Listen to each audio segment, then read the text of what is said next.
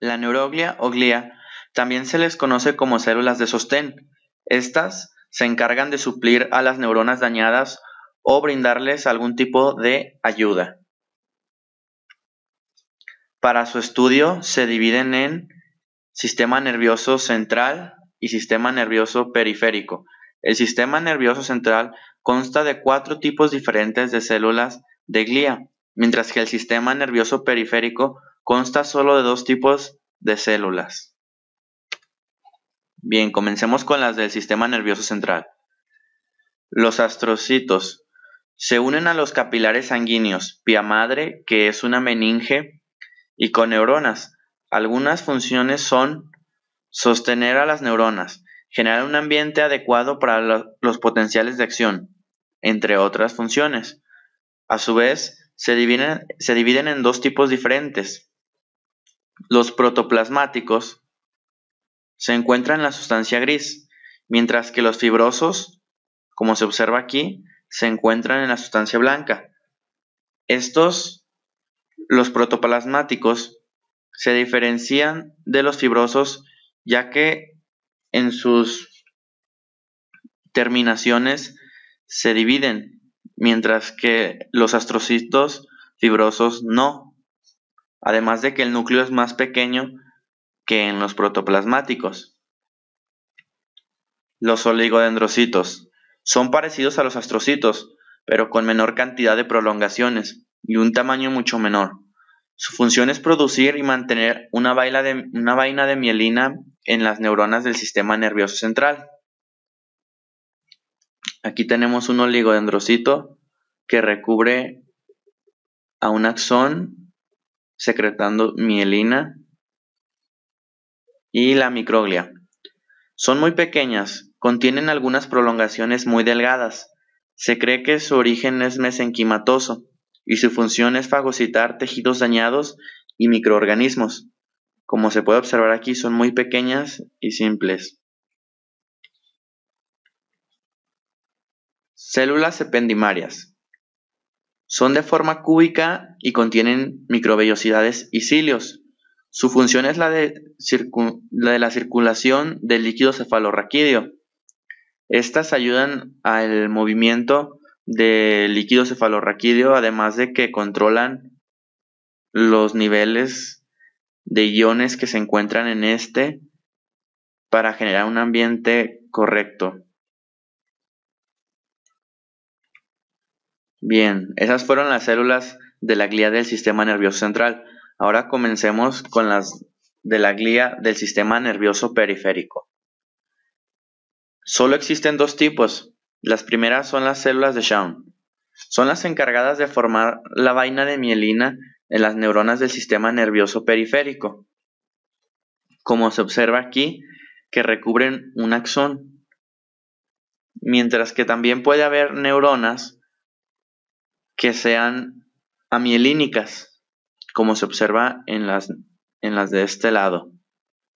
Las células satélite son de forma aplanada y recubren las superficies de los cuerpos neuronales de los ganglios del sistema nervioso periférico.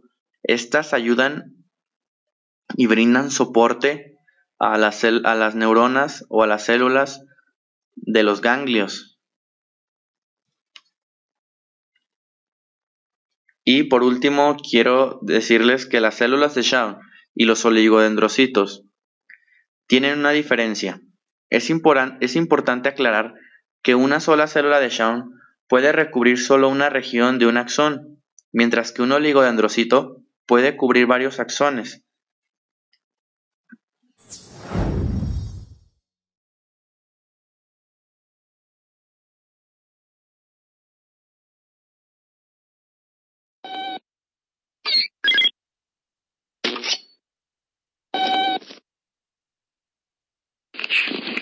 Queridos Timmy Moby, ¿qué son las neuronas?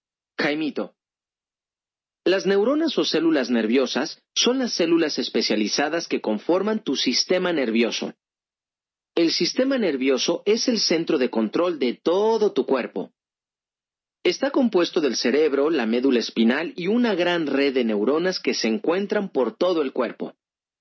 Estas controlan tus movimientos, tus sentidos, tus pensamientos y tus sentimientos. Todo lo que haces, desde caminar, sentir dolor hasta recordar tu número de teléfono, es controlado por las neuronas y el sistema nervioso. Sí, también controla eso. Ajá, eso también. ¿Me vas a dejar seguir o no? Si miraras una neurona de cerca, seguramente te darías cuenta de que es bastante diferente de las células del resto del cuerpo a las que estamos acostumbrados a ver. Esto se debe a que las neuronas tienen unas prolongaciones llamadas ramificaciones, que salen del cuerpo de la célula neuronal o soma. Estas ramificaciones son súper importantes, pues transmiten mensajes a lo largo de todo el sistema nervioso.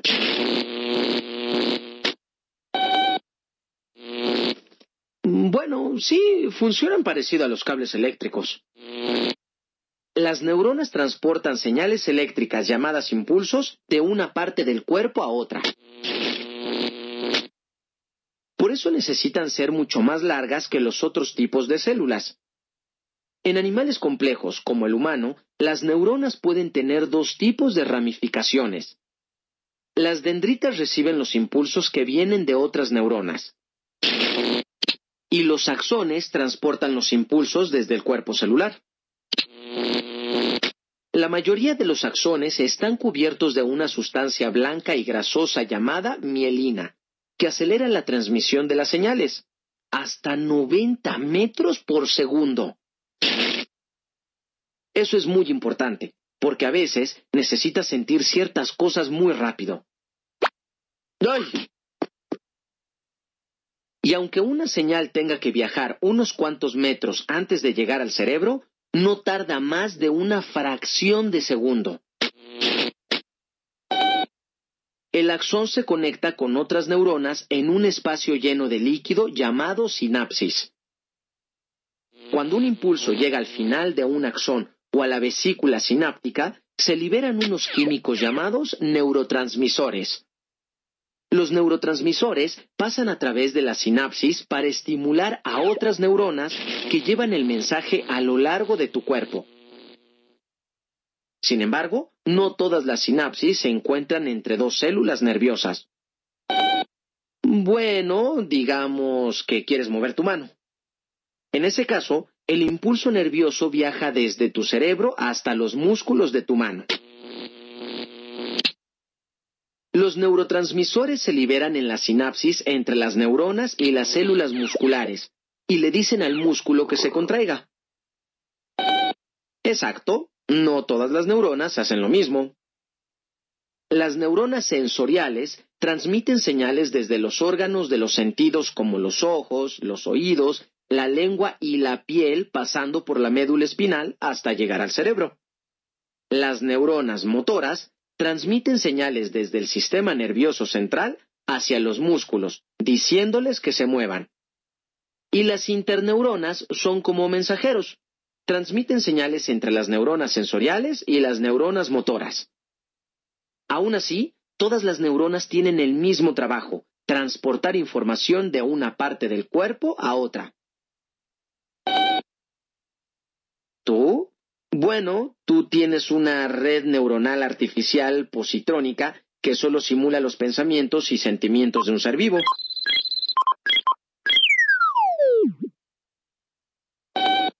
No, solo te sientes vivo. De hecho, tú no estás más vivo que esta lámpara.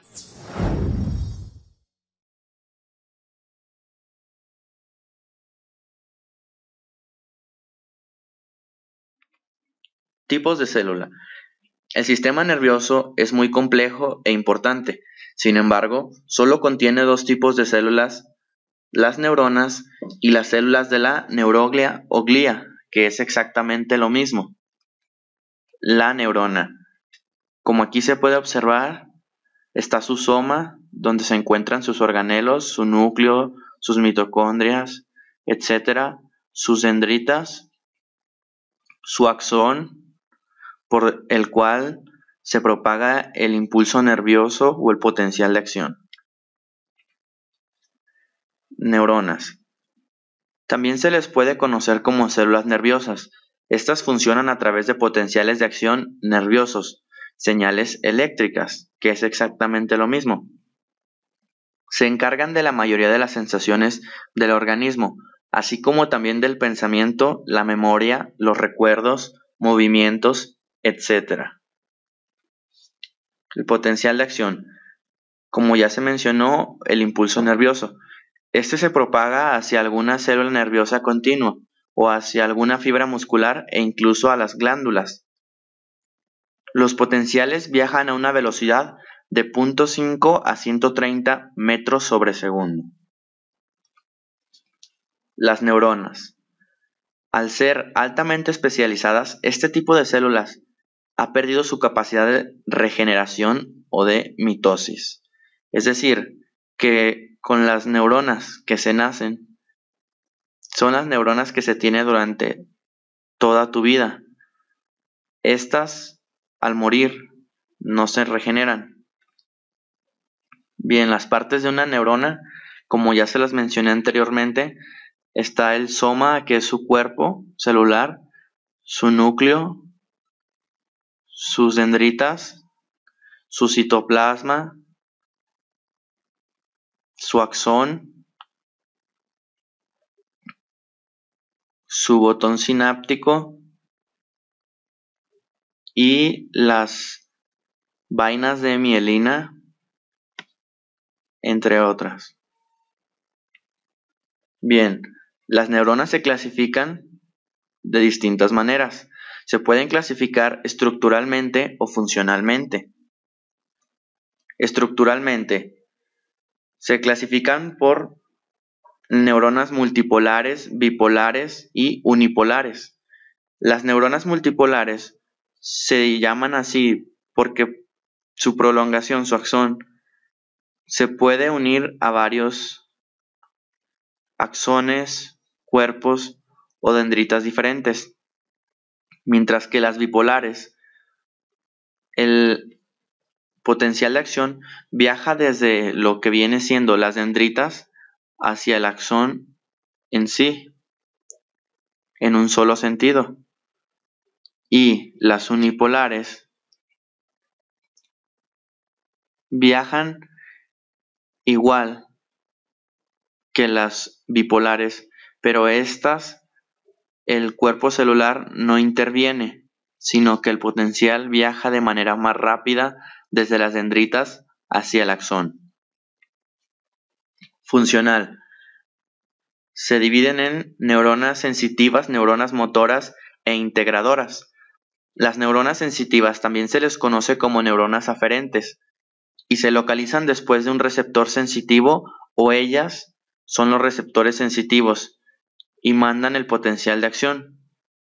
Las neuronas motoras también se les conoce como neuronas eferentes y son las encargadas de transmitir el potencial desde el sistema nervioso central a los efectores, músculos y glándulas, y en el sistema nervioso periférico a los nervios craneales y espinales. Las interneuronas, estas reciben el potencial y se encargan de procesar la información sensitiva y así producir una respuesta motora.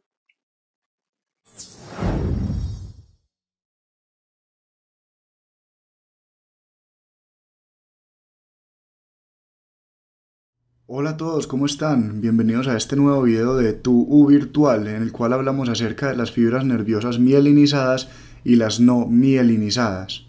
Tenemos acá entonces una imagen en la que cogemos un nervio, puede ser un nervio pequeño, y le pasamos una cuchilla por la mitad, o sea, lo cortamos de manera axial o transversal. Entonces esto grande de aquí es ese nervio cortado y lo vemos de esta manera. Dentro del nervio nosotros vemos que tenemos fibras nerviosas, tenemos unas fibras nerviosas que no están cubiertas por nada y otras fibras nerviosas que miren tienen una cosa azul recubriéndolas. Estas son las fibras nerviosas mielinizadas y no mielinizadas. Las mielinizadas son más grandes que las no mielinizadas, que son las pequeñas. Entonces tenemos varias fibras nerviosas mielinizadas grandes en este corte, pero tenemos muchas más fibras nerviosas no mielinizadas, que son estas pequeñas. Podemos decir que en la mayoría de nervios tenemos hasta el doble de fibras no mielinizadas que mielinizadas. ¿Pero qué es eso? ¿Qué es mielina? Resulta que ustedes en su histología han conocido una célula que se llama la célula de Schwann. Aquí tenemos a nuestra célula de Schwann y aquí tenemos a nuestro axón nervioso. Lo que va a pasar es que esta célula de Schwann va a envolver al axón. Se dobla varias veces sobre el axón, entonces digamos ella se va doblando así y se depositan varias capas de la membrana de esta célula de Schwann sobre el axón. Esta célula de Schwann se dobla y hace esto varias veces y resulta que la membrana de esa célula de Schwann tiene un compuesto llamado esfingomielina. Resulta que la esfingomielina es un muy buen aislante eléctrico y se dice que esta sustancia es capaz de disminuir el flujo iónico a través de la membrana del axón de aproximadamente unas 5000 veces. O sea, no deja que el contenido iónico dentro del axón interaccione con la concentración iónica por fuera del axón en el espacio extracelular. No deja que interaccionen porque es muy buen aislante. Lo que vemos en esta imagen de acá es simplemente varias células de Schwann, 1, 2, 3, envolviendo un axón. Entonces nosotros vemos aquí el axón en la mitad y aquí vemos la célula de Schwann envolviéndolo. Pero si observan bien, ven que entre cada célula de Schwann hay un pequeño espacio que no está mielinizado. Otro pequeño espacio vemos acá. Es un espacio de aproximadamente 2 a 3 micrómetros de longitud. Y ese espacio permite que el espacio extracelular, o sea, la concentración iónica que hay aquí afuera, extracelular, interaccione con el nervio, con el axón, o sea, con el axón del nervio que está pasando por dentro de esto. Acá en este tubito nosotros tenemos que recordar que hay un axón atravesándolo. Entonces, en este punto específicamente, ambos contenidos van a poder interactuar. Va a poder haber excitación eléctrica. Esta pequeña zona expuesta, que no está mielinizada, se denomina nódulo de Ranvier. Entonces hasta ahora sabemos que no pueden fluir iones por estas capas grandes de mielina para llegar al axón, pero sabemos que sí pueden hacerlo en los nódulos de Ranvier. Entonces, como ustedes estarán deduciéndolo ya, nosotros sabemos que el potencial de acción ocurre entonces solo en los nódulos de Ranvier, porque es donde puede haber el intercambio iónico. Estos potenciales de acción van entonces a transmitirse a través del axón de la siguiente manera. Digamos que nuestro potencial de acción se origina en este lado de la fibra nerviosa. Aquí tenemos nuestro origen del potencial de acción. Y este potencial de acción va a seguir por todo el axón, va a seguir, o por lo menos va a querer seguir hasta que se acabe la fibra nerviosa, hacia el infinito, correcto, va a querer seguir. Pero ¿qué pasa? Como nosotros habíamos visto en otro video, que probablemente les deje el link en algún lugar de la pantalla, veamos que por más que este potencial de acción quiera llegar y atravesar toda la fibra nerviosa, él va a ir perdiendo potencia, de a poquitos. Entonces empieza muy bien, y va perdiendo cada vez potencia hasta que ya no es capaz de conducir más. Y digamos frene y no puede seguir despolarizando toda la fibra. Eso ocurre en condiciones normales en una fibra nerviosa. Pero esta que tenemos acá es una fibra nerviosa especial, porque tiene estos nódulos de Ranvier que no están, que no tienen mielina. Entonces lo que pasa acá es que listo, se origina el potencial de acción, se empieza a despolarizar la fibra nerviosa y digamos que se está poniendo débil acá, pero justo en este momento va a poder volver a abrir los canales dependientes de voltaje, van a poder dejar ingresar iones sodio y sacar más iones potasio para causar una potenciación de ese potencial de acción. Van a poder interactuar con el líquido extracelular y con el líquido intracelular del axón para poder generar como una recarga de ese potencial de acción. Entonces acá vuelve a coger potencia, en el nódulo de Ranvier vuelve a coger potencia que le alcanza para llegar al siguiente nódulo, y en este nódulo vuelve a coger potencia que le da para terminar y llegar a su destino.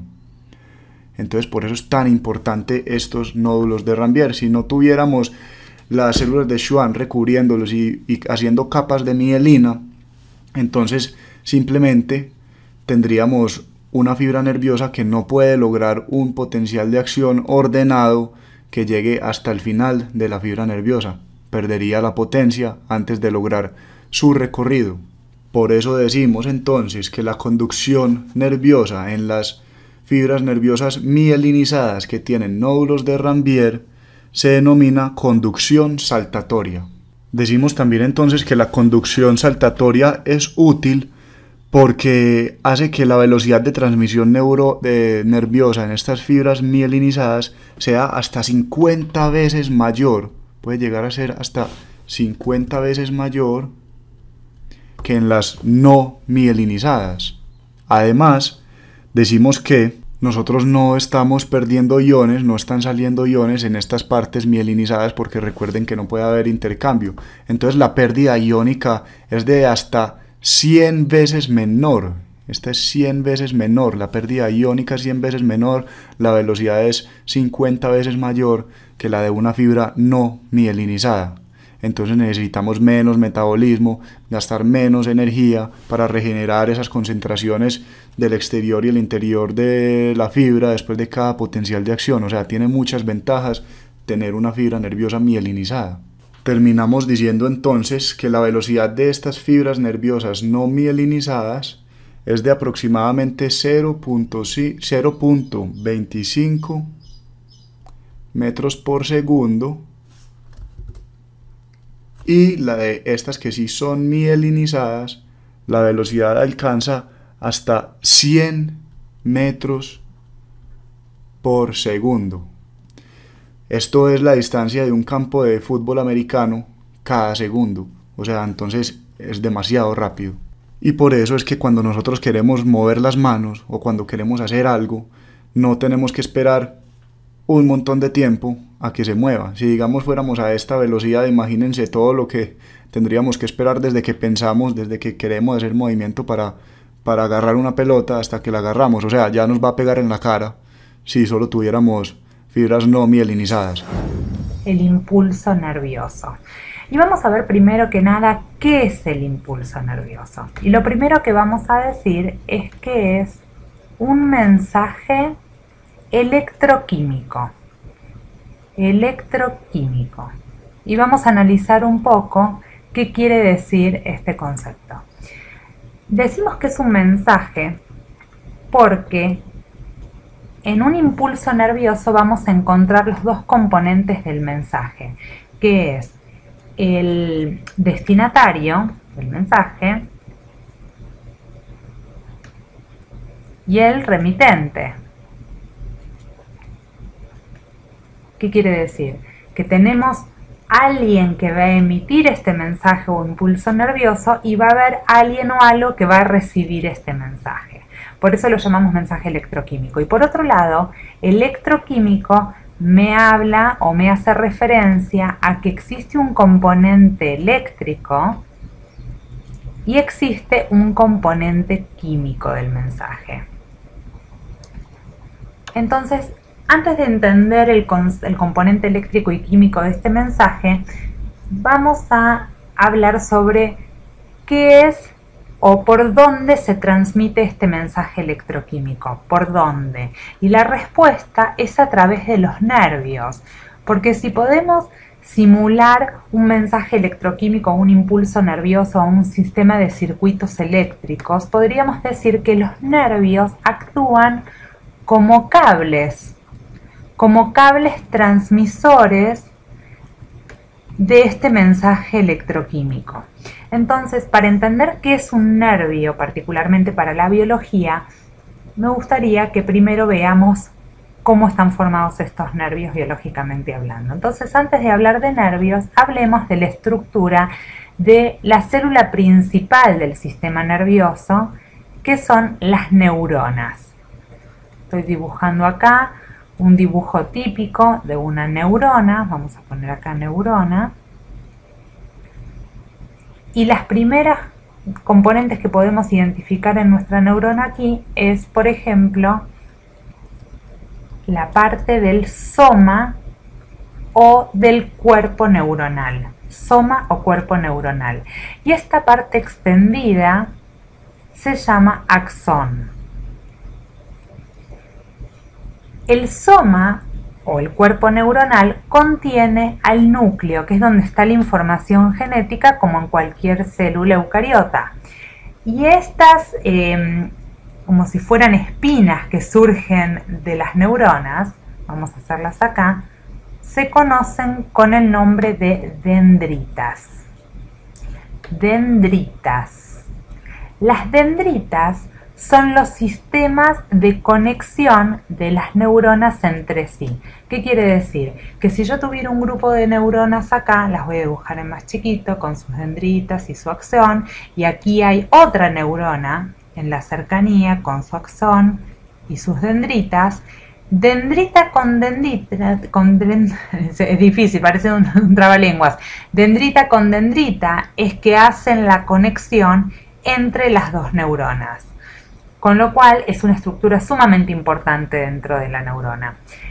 El axón es como una dendrita, pero mucho más larga. A veces puede llegar a medir hasta más de 1 metro.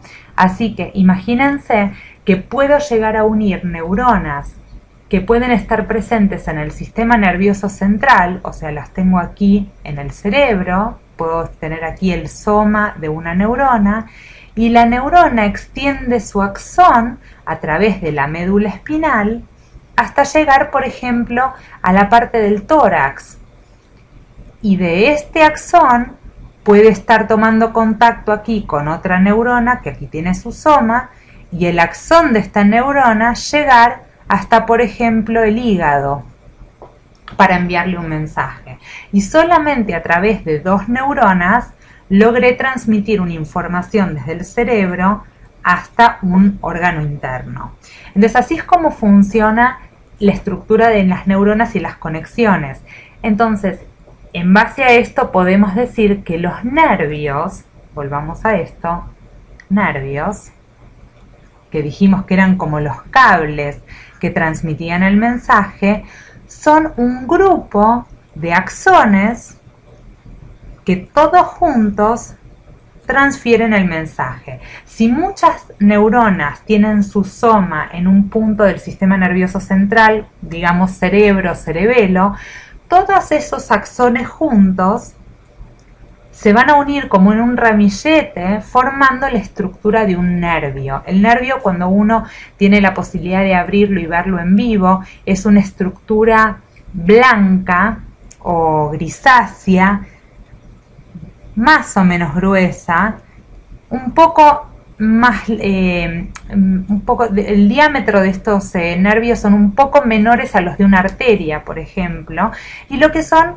filamentos. Si uno los pudiera ver al microscopio, vería como unos filamentos, y esos filamentos son los axones de estas neuronas que vienen desde arriba, desde el sistema nervioso central, por ejemplo, desde la médula, y se extienden hacia los órganos. Entonces, sigamos con la pregunta inicial. ¿Cómo transmitimos este mensaje electroquímico desde una neurona que está aquí arriba hasta una neurona que está aquí abajo y que después transmite su información hasta el órgano? Entonces, para eso vamos aquí abajo y hablemos un poco de la transmisión del mensaje. Para hablar de transmisión de mensaje, volvamos a dibujar una neurona típica con sus dendritas, el núcleo y un axón. Y vamos a decir que es muy importante que haya otras neuronas alrededor que son las que le van a avisar a mi neurona principal, vamos a suponer que es esta, la vamos a marcar con un núcleo amarillo. Esta neurona principal es la que va a transmitir el impulso nervioso hacia, supongamos, la médula espinal. desde el sistema nervioso, sí, estamos todos en el sistema nervioso central, dijimos, vamos a hacerlo desde cerebro. Y lo va a transmitir en el mismo sistema nervioso central hasta la médula espinal. ¿Qué tiene que sucederle a esta neurona o a este soma para que transmita un impulso eléctrico a través de su axón? Lo que sucede es que las neuronas de alrededor empiezan a liberar una molécula conocida como neurotransmisor. Neurotransmisor. Hay muchos neurotransmisores. Algunos neurotransmisores son excitatorios, otros son de bloqueo, o sea, quiere decir que disminuyen la señal, pero los neurotransmisores en general son moléculas, componentes químicos, ¿sí? Moléculas que son liberados desde una neurona vecina y que son percibidos o detectados por la neurona principal, que es la que va a enviar el mensaje, a través de algo conocido como los receptores. Estos puntitos amarillos que dibujé acá se llaman receptores. Los receptores de los neurotransmisores van a recibir esta información cuando se pegue el neurotransmisor, y esa unión del receptor con el neurotransmisor va a generar un montón de cambios químicos. Por eso se decía que el mensaje era electroquímico, cambios químicos que tienen que ver con la entrada y salida de iones a través de la membrana de la neurona, y esos cambios de iones lo que van a producir es que se genere un potencial eléctrico,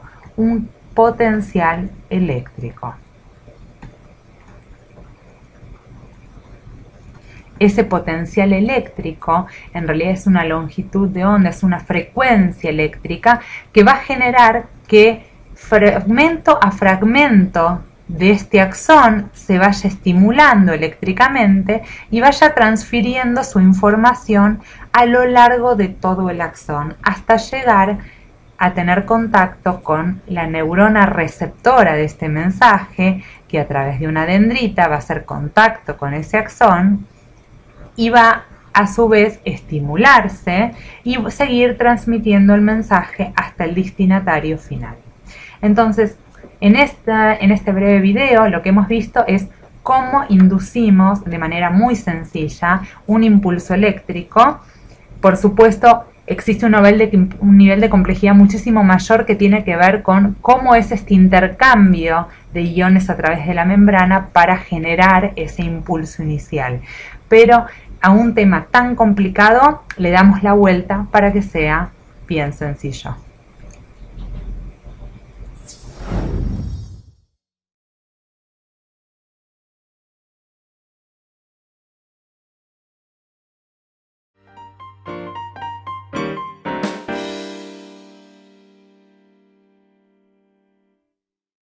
En primer lugar, tenemos una neurona receptora que va a percibir señales de un mogollón de neuronas, pero cuando digo un montón pueden ser miles. El lugar de recepción de forma general son las dendritas, pero también pueden haber sinapsis axosomáticas, es decir, que hay una conexión entre un axón y el soma de la neurona, o axoaxónicas, es decir, que se perciba en el propio axón. Pero como digo, los receptores generalmente se encuentran en las dendritas. Las diferentes neuronas que envían señales a la neurona receptora pueden enviar señales excitadoras o inhibidoras. ¿Y de qué depende esto? Del tipo de neurotransmisor que liberen en ese momento. En el caso de que el neurotransmisor sea excitador, como por ejemplo la serotonina, lo que va a provocar es que cuando se una a su ligando correspondiente, habrá un canal de sodio, es decir, lo que va a provocar es la entrada del sodio. Y todos sabemos que cuando entra el sodio lo que tiene lugar es una despolarización. Pero si el neurotransmisor es inhibidor, como por ejemplo el GABA, lo que va a provocar cuando se una a su receptor va a ser la entrada de un ion con carga negativa, como por ejemplo el cloro. Y al entrar un ion con carga negativa al interior de la neurona, lo que va a provocar es una reducción del potencial de membrana. Por lo tanto, va a dar lugar a una hiperpolarización. Bien, una vez que nuestra neurona ha recibido las señales procedentes de las diferentes neuronas, tiene lugar un fenómeno que se conoce como convergencia. La convergencia, de una forma más coloquial, se podría denominar como la suma de todos los voltajes recibidos por nuestra neurona. Esto tiene lugar en el cono axónico, que es una parte que se encuentra en el soma, y es una zona de criba, es decir, este lugar va a ser clave para decidir si en esta neurona se dispara un potencial de acción o no se dispara. Las ondas recibidas viajan de manera electrotónica, es decir, si una neurona en una dendrita recibe un voltaje de 100 milivoltios, esta onda va a ir perdiendo potencia y cuando llega al cono axónico, pues a lo mejor tiene 20 milivoltios. La suma de voltajes procedentes de las diferentes ondas en el cono axónico es lo que va a dar lugar a que se supere el umbral del que ya hablamos en su momento o que no se supere. Si se supera el estímulo umbral, que es variable entre diferentes neuronas, se va a disparar el potencial de acción. Por lo tanto, el potencial de acción depende de que la neurona se despolarice lo suficiente como para superar el estímulo umbral. Es importante destacar que en el cono axónico existe una concentración de canales de sodio considerablemente alta, y esto tiene un sentido debido a que cuando se reciba el estímulo umbral va a producirse una apertura de estos canales y una entrada masiva de iones sodio. Cuando se produce la entrada masiva de estos iones sodio tiene lugar la despolarización de todo el axón de la neurona, y a medida que se va despolarizando se van abriendo los canales de sodio dependientes de voltaje que se encuentran a lo largo del axón. Toda esta entrada de cargas positivas al interior de la neurona lo que va a provocar es que el potencial de membrana aumente hasta los 40 milivoltios aproximadamente. Es importante decir que el potencial de acción no pierde fuerza gracias al revestimiento de mielina que tienen las neuronas, pero bueno, esto ya lo contaré en otro vídeo. Cuando se produce este potencial de acción, el cambio en el potencial de la membrana provocará la apertura de los canales de calcio dependientes de voltaje, que como dije en el vídeo anterior se suelen encontrar en el terminal axónico. Cuando se produce la apertura de estos canales va a tener lugar la entrada de calcio y este va a participar de forma directa en la liberación de los neurotransmisores. Los neurotransmisores ya se encuentran acumulados en vesículas sinápticas y listos para ser liberados. Entonces el calcio lo que hace es abrir esa puerta para que tenga lugar la salida de neurotransmisores a la hendidura sináptica, por la fusión de la membrana de la vesícula a la membrana plasmática de la neurona. Los neurotransmisores saldrán a la hendidura sináptica y lo que van a hacer es unirse al receptor de la neurona postsináptica, provocando diferentes respuestas en función de que sean excitadores o inhibidores, como hemos contado al principio del vídeo. Y esto provocará que tenga lugar un nuevo potencial de acción o no en la neurona postsináptica correspondiente. Una vez que se han liberado los neurotransmisores, el potencial de acción aún no ha terminado, pues tiene que tener lugar el periodo refractario absoluto. En este periodo se produce la repolarización de la neurona, es decir, que el potencial de membrana pasa de 40 milivoltios a los menos 65 milivoltios de tal manera que la neurona vuelve a su estado de reposo. Esto se produce gracias al bloqueo de los canales de sodio, y ojo, digo bloqueo de los canales de sodio, no cierre de los canales de sodio. Si los canales de sodio únicamente se cerraran,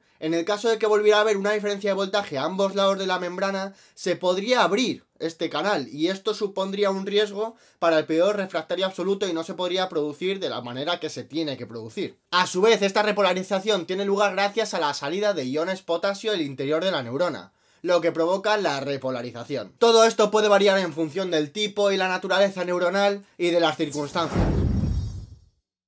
Como dije en el vídeo anterior, la sinapsis es el mecanismo de comunicación que tienen las células del sistema nervioso. Es, metafóricamente, el lenguaje que utilizan las neuronas para comunicarse entre ellas. Aunque la sinapsis puede ser realizada entre varias neuronas, para que se entienda bien, vamos a poner el ejemplo de dos neuronas entre las cuales se realiza una sinapsis. La neurona encargada de enviar el mensaje se denomina neurona presináptica, mientras que la neurona encargada de recibir el mensaje de la neurona presináptica recibe el nombre de neurona postsináptica. Entre ambas neuronas existe un espacio que es, por así decirlo, el medio por el que se envía el mensaje, que recibe el nombre de hendidura sináptica. Y puede medir entre 20 o 30 nanómetros, pero bueno, esto puede ser muy variable, igual que todo lo que pasa en el sistema nervioso en general. 20 o 30 nanómetros, es que estamos hablando de cosas muy pequeñas, pero muy pequeñas. Existen dos tipos de sinapsis, la sinapsis eléctrica y la sinapsis química. La sinapsis eléctrica puede ser considerada como un tipo de sinapsis más primitivo que se produce por unas uniones que existen entre la célula presináptica y la postsináptica, denominadas uniones tipo gap. Estas uniones tipo gap son una especie de canales basadas en la unión de complejos proteicos, generalmente unas proteínas denominadas conexinas, que tienen una forma más o menos compleja, pero bueno, esto ya lo contaré en la sección de biología celular. El caso, este tipo de sinapsis se basa en un fenómeno que se denomina acoplamiento eléctrico, es decir, que todo aquello que sufra la neurona presináptica lo va a sufrir irremediablemente la neurona postsináptica. Una diferencia que existe con la sinapsis química que vamos a ver a continuación es que el mensaje en este tipo de sinapsis se basa en iones, no en neurotransmisores. Si en una neurona presináptica se produce una despolarización, esos iones sodio van a pasar a la neurona postsináptica y por lo tanto esta neurona postsináptica se va a despolarizar también. Y el paso de estos iones sodio se produce a través de las uniones tipo gap. La característica de esta sinapsis que la diferencia de la sinapsis química es que se puede producir de forma bidireccional, es siempre excitadora, es muy rápida e infalible. Este tipo de sinapsis se dice que es la más primitiva, puesto que en la aparición del sistema nervioso con los nidarios, que ya nombré en el primer vídeo de esta sección, el tipo de sinapsis que existe en la red neuronal de los nidarios es eléctrica. La sinapsis eléctrica se da en invertebrados, vertebrados inferiores, pero también se ha visto que se da en el cerebro de algunos mamíferos. Bien, ahora pasamos a la sinapsis química. Este tipo de sinapsis es un poco más complejo. Todo tiene lugar a partir de un estímulo por el cual se activa una neurona, por ejemplo, un estímulo sensorial. Esta neurona se activa, y se activa de una manera diferente en función del tipo de neurona que sea, pero bueno, esto ya lo veremos más adelante. La neurona se despolariza por la apertura de los canales de sodio y la diferencia de voltaje entre el exterior y el interior de la neurona. Esto hace que el sodio entre al interior y se produzca un cambio en el potencial de membrana de la neurona. Debido a la despolarización de la membrana, ya sea por un potencial graduado o un potencial de acción, tiene lugar la apertura de unos canales que se encuentran generalmente en el terminal axónico o un poco antes, que se conocen como canales de calcio dependientes de voltaje. Esta apertura va a dar lugar a que en el terminal sináptico se produzca la entrada de iones calcio. Este calcio lo que va a hacer va a ser influir en diferentes procesos estructurales relacionados con las vesículas sinápticas. Las vesículas sinápticas son una especie de sacos que contienen en su interior el mensaje que va a enviar de la neurona a la neurona postsináptica. Es decir, son como, por así decirlo, los sobres del cartero. El calcio va a influir en un proceso celular conocido como exocitosis, a través del cual la membrana de la vesícula sináptica se va a fusionar con la membrana plasmática de la neurona. Y a partir de esto tiene lugar la liberación de los neurotransmisores, que son el verdadero mensaje de la neurona. Estos neurotransmisores se liberan a la hendidura sináptica. Una vez que estos neurotransmisores son liberados a la hendidura sináptica, pueden provocar en la neurona postsináptica una respuesta u otra en función del tipo de neurotransmisor que sea. Si es un neurotransmisor inhibidor, lo que va a provocar es que esa neurona se hiperpolarice de manera general, y si es un neurotransmisor excitador, lo que va a provocar es la despolarización de esa neurona postsináptica. La forma con la que la neurona postsináptica recibe ese mensaje, esa información que el neurotransmisor le tiene que transmitir, es a través de unos receptores. El tema de cómo se forman los receptores y en qué se basan estas proteínas transmembrana lo veremos en la sección de biología celular también. Cuando el neurotransmisor se une al receptor, lo que va a provocar es la apertura de un canal a través del cual entran de manera específica un tipo de iones u otros. Por ejemplo, en el caso de que el neurotransmisor sea excitador, va a provocar la entrada de iones sodio. Y en el caso de que el neurotransmisor sea inhibidor, va a provocar la entrada de iones cloro. De forma general, no suelen existir dos tipos de neurotransmisores para un mismo receptor, es decir, que los receptores son bastante específicos para un tipo de neurotransmisor u otro.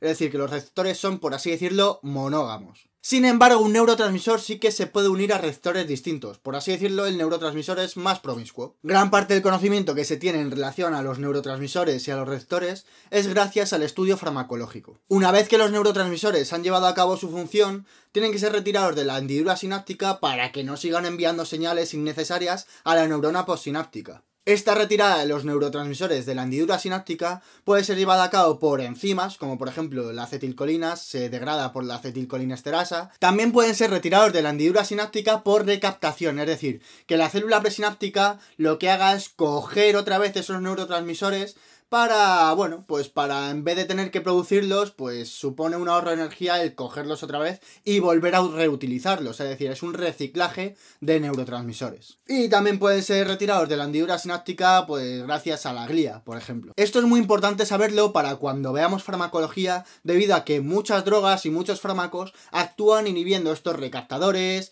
enzimas de degradación, haciendo que estos neurotransmisores se queden en la hendidura sináptica y desencadenando respuestas fuera de lo normal. La diferencia entre la sinapsis eléctrica y la sinapsis química es bastante clara, es decir, la sinapsis química es bastante más compleja que la sinapsis eléctrica, y a lo largo de la evolución se puede observar que predomina la sinapsis química. Este tipo de sinapsis, a diferencia de la eléctrica, es unidireccional, es decir, que se produce en una sola dirección desde presináptica a postsináptica. Puede ser excitadora o inhibidora, mientras que la sinapsis eléctrica era únicamente excitadora, y además la sinapsis química es menos rápida que la sinapsis eléctrica.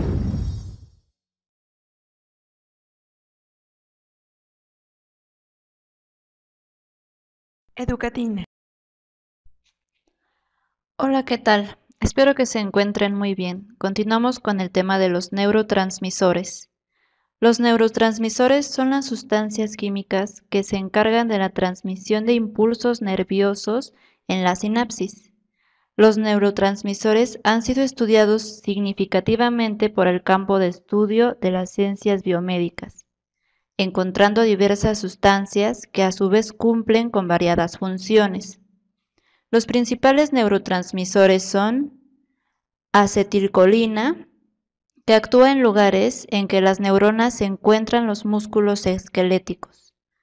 También parece desempeñar un papel crucial en la activación, atención, memoria y en la motivación. La enfermedad del Alzheimer, que implica pérdida de memoria y graves problemas del lenguaje, se vincula a la degeneración de las células encefálicas que producen y responden a la acetilcolina. La dopamina, por lo regular, afecta a las neuronas asociadas con el movimiento voluntario, el aprendizaje, la memoria y las emociones. Los síntomas de la enfermedad de Parkinson, como temblores, espasmos musculares y rigidez muscular creciente, se atribuyen a la pérdida de células encefálicas que producen dopamina. La serotonina es un neurotransmisor con efecto generalizado. Se le conoce como la molécula del estado de ánimo. Funge como una llave maestra que abre muchas cerraduras, es decir, se adhiere hasta a una docena de sitios receptores. Regula de manera directa gran parte del estado emocional de un individuo. La norepinefrina o noradrenalina, precursor de la adrenalina, actúa sobre la activación, la vigilia, el aprendizaje, la memoria y el estado de ánimo. Para ayudar a modular el todo o nada de las descargas de la sinapsis, existe otro grupo de sustancias químicas encefálicas, aumentando o disminuyendo el nivel de actividad del sistema nervioso. Las endorfinas o cadenas de aminoácidos parecen reducir el dolor inhibiendo o desactivando a las neuronas que transmiten mensajes de dolor al encéfalo. Se pueden liberar por estímulos como el ejercicio vigoroso. El glutamato se relaciona con la memoria de largo plazo y la percepción del dolor. GABA o ácido gamma aminobutírico es un neurotransmisor principalmente inhibitorio, distribuido de manera amplia a través del sistema nervioso central. Está implicado en el sueño y los trastornos alimentarios. Bajos niveles de GABA se han vinculado con la ansiedad extrema.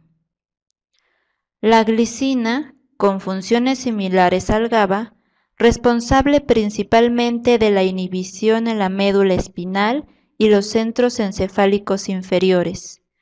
Los desequilibrios en los neurotransmisores parecen contribuir a muchos tipos de enfermedades mentales. Por ejemplo, la esquizofrenia se ha asociado con un exceso de dopamina o hipersensibilidad a la misma. Se ha vinculado al abastecimiento insuficiente de serotonina y norepinefrina con la depresión y otros trastornos. Terminamos el tema por hoy. Muchas gracias a todos.